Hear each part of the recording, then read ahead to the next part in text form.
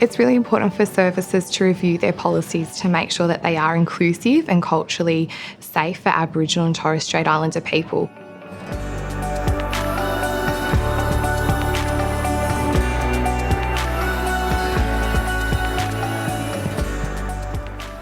Inclusive policies is one way a school or early learning service can show that they are fully committed to the whole school approach. You're planting that seed in children's head that, that's language, that's Bowendick, that's Aboriginal Bowendick.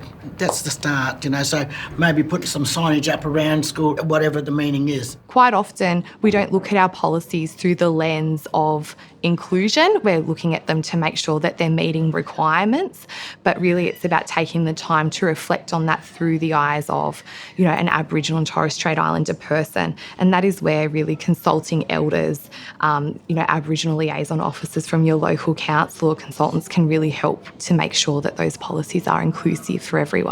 If you get to the stage in your group where you are starting to have some ideas, we can do this, maybe we can do that, I'm going to ask you to please start adding that in there. It's all about networking, it's all about speaking to the right people and having an open portal of communication between your management, between your leadership team, your admin team. Those people are the people who will be supporting you with understanding how best to go about supporting policies to be appropriate. I suppose the one thing that really drives the development of our policies are our school values: respect, responsibility, cooperation, personal best and diversity.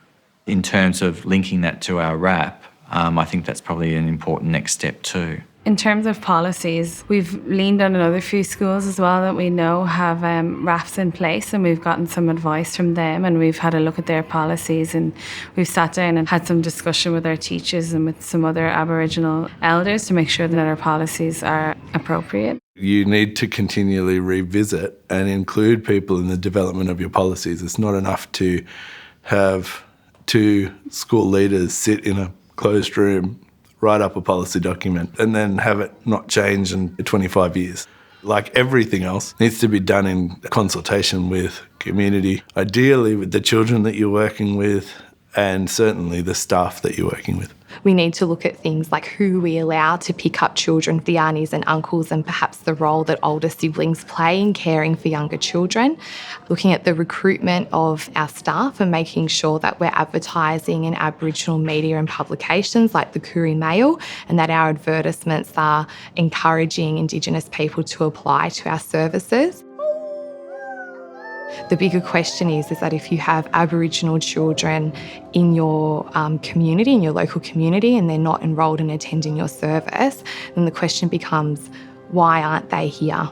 And it's about then looking at our policies and our practices to make sure that they are inclusive, to make sure we are welcoming and that we are building those relationships with our local communities so that Aboriginal families feel comfortable.